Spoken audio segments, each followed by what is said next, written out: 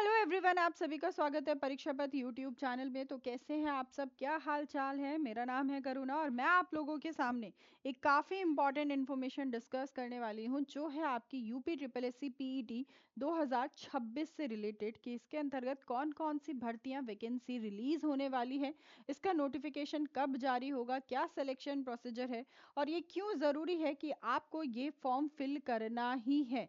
क्योंकि अगर आप चाहते हैं कि आपकी नौकरी अपनी स्टेट यूपी में ही लगे, है ना, तो उसके लिए ये एग्ज़ाम काफ़ी इम्पॉर्टेंट हो जाता है। कुछ ऐसे स्टूडेंट्स थे जिन्होंने लास्ट ईयर 2025 में अप्लाई नहीं किया था, जिसकी वजह से उन्हें बहुत दिक्कत परेशानियां हुई, क्योंकि कुछ वैकेंसी ऐसी नई रिलीज़ की गई यूपी ट्रिपल एस सी के द्वारा जो पहले इसके अंतर्गत रिलीज़ नहीं होती थी, जैसे कि लोअर पीसीएस की वैकेंसी जो 2019 में रिलीज़ की गई थी और अब 2026 में आई, तो वो भी UP triple S C PET के थ्रू कि उसी के बेसिस पर शॉर्टलिस्ट किया जाएगा। तो बच्चे काफ़ी परेशान थे कि ये ऐसा नहीं होना चाहिए, लेकिन कुछ भी नहीं हुआ और उसका एग्ज़ाम भी डेट भी आ ही चुकी है। तो अब चलिए देखते हैं हम लोग कि पीईटी 2026 से क्या न्यूज़ खबरों में है। अगर हम लोग बात करें अपने UP triple S C PET की, तो उत्तर प्रदेश में जो 2026 की UP triple S C PET के लाखों अभ्यर्थी जो है इसकी तैयारी कर रहे हैं। इस एग्ज़ाम को कंडक्ट कराया जाता है यूपी ट्रिपल एस सी के द्वारा, जो हमारा उत्तर प्रदेश अधीनस्थ सेवा चयन आयोग है। यहाँ पर अलग अलग जो ग्रुप सी की वैकेंसीज निकलती है उनके लिए एक एग्ज़ाम कंडक्ट कराती है UP triple S C PET का एग्ज़ाम, ठीक है, जो कि एलिजिबिलिटी टेस्ट होता है कि अगर आपकी और वैकेंसीज निकलेगी तो इन्हीं बेसिस पर आपको शॉर्टलिस्ट किया जाएगा, जो आपका पीईटी का स्कोर होगा। तो ये काफ़ी ज़्यादा महत्वपूर्ण हो जाता है कि आप इस एग्ज़ाम को दे ही दें। इसी के आधार पर उम्मीदवारों को यूपी लेखपाल, video junior assistant forest guard या अन्य कई सरकारी भर्तियों में शामिल होने का अवसर मिलता है। अब इसकी स्कोर कार्ड की वैधता की अगर हम लोग बात करें, तो पहले ये 1 साल के लिए वैलिड होता था, लेकिन अब UP triple S C PET का जो स्कोर कार्ड है उसका स्कोर आपका 3 साल के लिए वैलिड होता है। कितने साल के लिए बेटा? 3 साल के लिए वैलिड होता है। अब न्यूज़पेपर में एक खबर आई थी ऐसी कि जून में जो है जारी होगी प्रारंभिक अर्हता परीक्षा 2026 की अधिसूचना, कि ऐसा सुना था कि जून में जो है यहाँ पर नोटिफिकेशन रिलीज किया जा सकता है, लेकिन जून अब तो खत्म होने को है। 26 तारीख जो है आपकी हो गई है आज, अभी तक तो आया नहीं है, क्या पता इन दिनों में आ जाए, जैसे हमें यूपी पीसीएस में देखने को मिला, क्योंकि यूपी पीसीएस की खबर भी न्यूज़पेपर में आई थी और अगले ही दिन 25 को उसका नोटिफिकेशन रिलीज कर दिया गया। तो हमें यहाँ पर भी उम्मीद है कि ये जो है जल्दी से जल्द रिलीज कर दिया जाए। अब इसकी एप्लीकेशन फॉर्म आप कैसे भरेंगे? तो ऑनलाइन इस फॉर्म को भर सकते हैं। अभी रजिस्ट्रेशन डेट्स जो है नोटिफाई की जाएंगी, बताई जाएंगी। रजिस्ट्रेशन डेट्स बताई जाएंगी और जो एजुकेशनल क्वालिफिकेशन है, तो आप 10th पास हैं या हाई स्कूल हैं या कोई और आपने इक्विवेलेंट एग्जाम दिया है, तो आप इसके लिए एलिजिबल हो जाते हैं। एज लिमिट कितनी होगी? 18 से 40 साल। इस स्कोर कार्ड की जो वैलिडिटी होगी वो 3 साल की होगी और जो आपकी जॉब लगेगी वो अपने ही शहर यूपी में लगेगी। आप चाहते हैं कि आप अपने घर वालों से दूर ना रहें, जो आपके प्यारे हैं, अपने हैं, आप उनके साथ ही रहें, तो आप इस फॉर्म को ज़रूर भरें। और इसकी ऑफिशियल साइट पर जाकर आप इस फॉर्म को भर पाएंगे, जो uptripplesc.gov.in है। ये इसकी ऑफिशियल वेबसाइट है। अब बात करें कि परीक्षा का नाम क्या है, तो पीईटी कंडक्ट कौन कराता है? हमारा उत्तर प्रदेश अधीनस्थ सेवा चयन आयोग यूपी ट्रिपल एस सी। इसका उद्देश्य क्या होता है कि जो ग्रुप सी की भर्ती निकलती है उनके लिए इस आधार पर शॉर्टलिस्ट किया जाता है। स्टेट लेवल पर ये एग्ज़ाम कंडक्ट कराया जाता है और ये एग्ज़ाम जो है ऑफलाइन मोड में होता है, मतलब ओएमआर शीट मिलेगी जहाँ पर आपको अपने आंसर्स भरने होंगे। कैसे क्वेश्चन आते हैं? तो ऑब्जेक्टिव टाइप क्वेश्चंस होते हैं, मल्टीपल चॉइस क्वेश्चन, एमसीक्यू, जिसमें टोटल 100 क्वेश्चन होते हैं और 100 ही मार्क्स के होते हैं। कितना टाइम होता है, 2 घंटे का, और नेगेटिव मार्किंग भी होती है। जनरली सामान्य ज्ञान, जीएस, मैथ्स, रीजनिंग, हिंदी जैसे सब्जेक्ट पर फोकस किया जाता है। मैंने आपको अभी बताया कि ऑब्जेक्टिव टाइप के क्वेश्चंस होंगे और वो भी मल्टीपल चॉइस क्वेश्चंस, एमसीक्यू होते हैं, जहां टोटल आप लोगों से 100 क्वेश्चन पूछे जाएंगे और आपको वो 2 घंटे के अंदर सॉल्व करना होगा। अब क्या तुक्केबाजी से काम चलेगा? तो नहीं, तुक्केबाजी से काम नहीं चलने वाला, क्योंकि नेगेटिव मार्किंग भी होती है और 1/4 मार्क डिडक्ट किया जाता है अगर आपने गलती करी है तो। सब्जेक्ट्स कौन कौन से होते हैं और कितने मार्क्स के होते हैं, ये जान लेते हैं कि एग्जाम का पैटर्न क्या होता है। देखो, अगर हम एग्जाम पैटर्न की बात करें तो यहाँ पर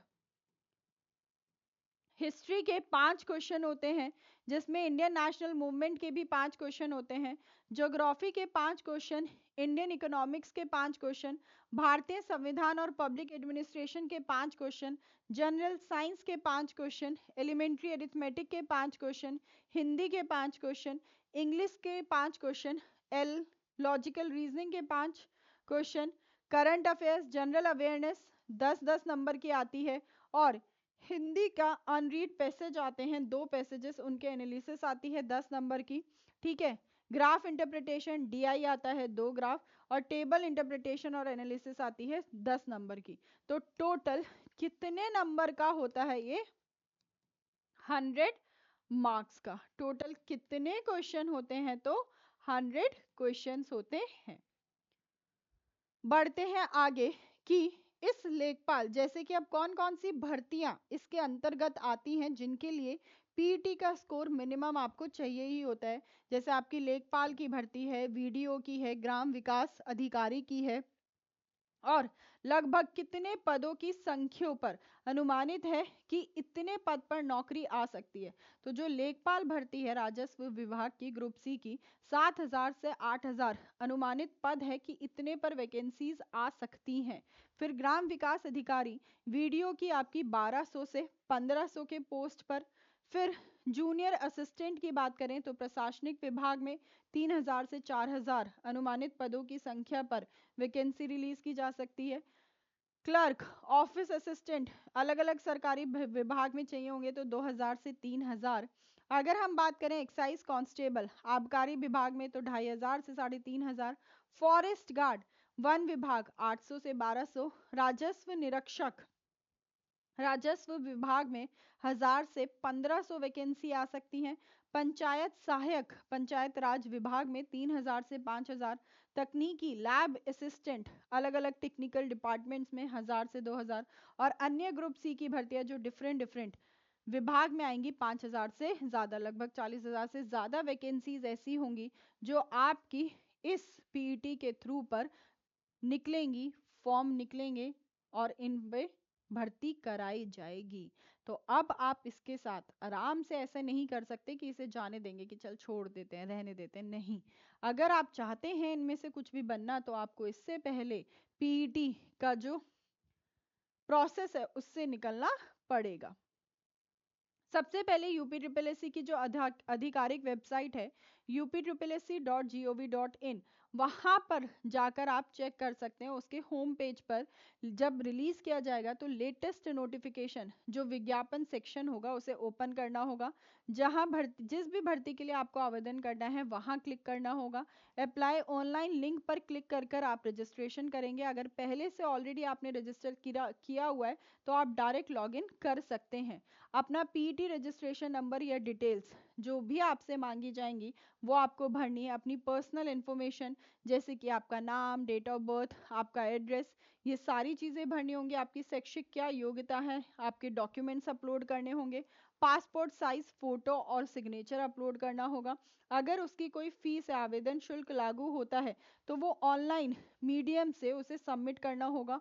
फॉर्म को ध्यान से चेक करने के बाद आपको फाइनली उस फॉर्म को सबमिट करना होगा। और याद रखना कि आवेदन फॉर्म का प्रिंट आउट जरूर रख ले, क्योंकि कई बार ऐसा बोल देते हैं कि भाई लाओ फॉर्म का प्रिंट आउट ले आओ और फिर लाते नहीं है। अभी एक ही बच्ची का मेरे पास मैसेज आया था, मैम 2021 की एक वैकेंसी थी, है ना, स्टार्ट की। अब वो कह रहे हैं कि जो फॉर्म फिल किया था उस फॉर्म को लेकर आओ, तभी आगे क्लियर हो गया, तभी आगे का प्रोसेस शुरू करेंगे। क्या करे अब बच्ची, कहाँ से लाए 2021 वाला, तो इसीलिए इसका प्रिंट आउट संभाल कर जो आपकी डॉक्यूमेंट्स की फाइल होती है वहां पर रख लेना। आगे बढ़ते हैं। अब वैलिडिटी क्या होती है, वैधता क्या होती है हमारे पीईटी के स्कोर की। तो पीईटी के स्कोर पर के आधार पर ही रैंक निर्धारित की जाएगी, उन्हीं के कट ऑफ के बेसिस पर। नॉर्मलाइजेशन, अगर परीक्षा कई शिफ्टों में होगी तो नॉर्मलाइजेशन प्रक्रिया होगी सभी शिफ्टों की, मतलब देखेंगे कि कोई कठिन तो नहीं है, कोई इजी तो नहीं है, उसे बैलेंस किया जाएगा। फिर मेरिट लिस्ट बनेगी, नॉर्मलाइज स्कोर के आधार पर ही फाइनल मेरिट लिस्ट तैयार की जाती है। फिर आप नेक्स्ट स्टेज पर जाते हैं, मुख्य परीक्षा के लिए चयन। मेरिट में स्थान पाने वाले जो भी उम्मीदवार होंगे उनको मुख्य परीक्षा या अगर नेक्स्ट कोई स्किल टेस्ट होना है तो उसमें बुलाया जाएगा, जिसके लिए भी वो वैकेंसी निकली होगी। फिर लास्ट में जाकर आपका डॉक्यूमेंट वेरिफिकेशन होगा, जहां आपके प्रमाण पत्रों की जांच की जाती है और जो सब क्लियर कर लेंगे उनका योग्य उम्मीदवार का चयन हो जाएगा। अब अलग अलग भर्ती में क्या क्या योग्यता होती है, क्या क्या एज होती है, आरक्षित वर्गों को छूट मिलती है या नहीं मिलती है, और कुछ स्पेशल क्राइटेरिया भी है जो फिजिकली आपको चाहिए होता है या स्किल चाहिए होती है, तो वो डिस्कस कर लेते हैं। अगर लेखपाल की बात करें तो 12th पास प्लस पीईटी का स्कोर तो चाहिए। 18 से 40 वर्ष ओबीसी एससी एसटी सबको 5 वर्ष का रिलैक्सेशन मिलता है। कोई भी स्पेसिफिक मापदंड यहाँ नहीं है। वीडियो ग्राम विकास अधिकारी की बात करें तो 12th पास प्लस ट्रिपल सी का सर्टिफिकेट होना चाहिए। 18 से 40 साल की उम्र, नियम अनुसार छूट मिलेगी और बेसिक कंप्यूटर ज्ञान आपको होना चाहिए। जूनियर असिस्टेंट की 12th पास, टाइपिंग ट्रिपल सी, 18 से 40 वर्ष की उम्र, आरक्षण के अनुसार आपको छूट मिलेगी और हिंदी टाइपिंग यहाँ जरूरी है कि आपको आनी ही चाहिए।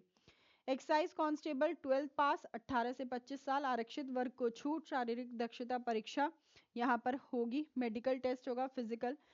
फॉरेस्ट गार्ड 12वीं पास, 18 से 27 वर्ष, छूट मिलेगी रूल्स के अकॉर्डिंग और दौड़ व शारीरिक परीक्षा होगी, फिजिकल और आपका मेडिकल टेस्ट होगा। बात करें हवलदार और पुलिस के लिए तो 12th पास, 18 से 25 वर्ष, एससी एसटी ओबीसी को छूट मिलेगी। पुरुषों की हाइट लगभग 168 सेंटीमीटर होनी चाहिए, तभी आप अप्लाई कर सकते हैं। टेक्निकली देखें तो 12वीं या फिर कुछ संबंधित योग्यता चाहिए होंगी। 18 से 40 साल, नियम अनुसार आरक्षण दिया जाएगा। तकनीकी ज्ञान व सर्वे का कार्य आना चाहिए।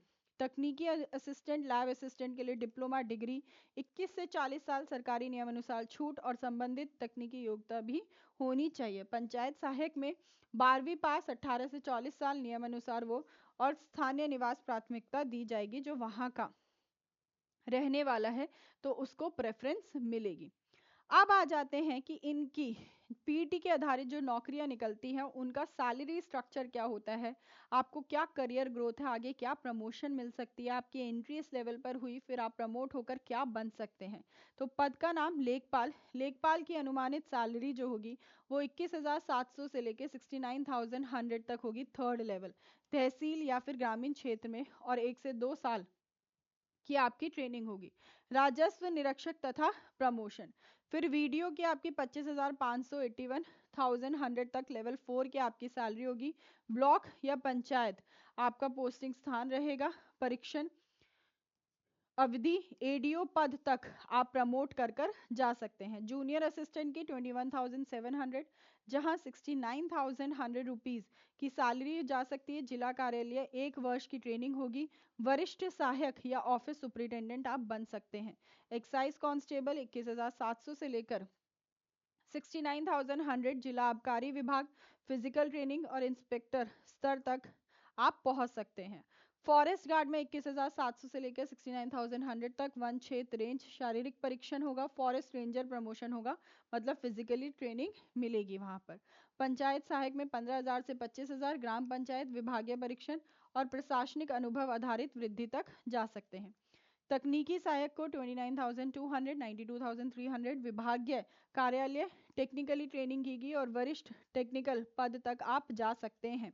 तो देखो, हम जब भी किसी पोस्ट के लिए अप्लाई कर रहे हैं तो सैलरी एक बहुत बड़ा फैक्टर होता है, और आने वाले समय में हमारे क्या अपॉर्चुनिटीज़ होंगी, क्या अवसर होंगे, वो भी हम देखते हैं। अपने आसपास जगह कौन सी है, तो बहुत सारे फैक्टर्स पर हम उन चीज़ों को डिसाइड करते हैं कि कहाँ नौकरी लेनी है।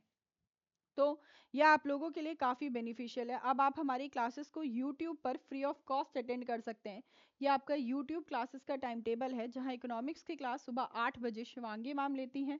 फिर ज्योग्राफी की क्लास आनंद सर लेते हैं 9 बजे। मेरी क्लास पॉलिटी मैं करुणा आपको 2 बजे मिलती हूँ दिन में। फिर 5 बजे static GK Prachi ma'am, science 6 बजे शिवालिका मैम, मैथ्स पुरुषोत्तम सर 7 बजे, हिस्ट्री वैभव सर 8 बजे, और यूपी जीके की अमित सर की क्लास आपकी 9 बजे होती है।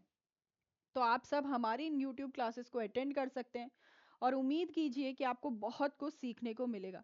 जो भी चैनल पे नया था, पहली बार सेशन को अटेंड कर रहा है, तो चैनल को ज़रूर से बेटा सब्सक्राइब कर लेना, और एक बार सेशन को लाइक और शेयर भी कर देना।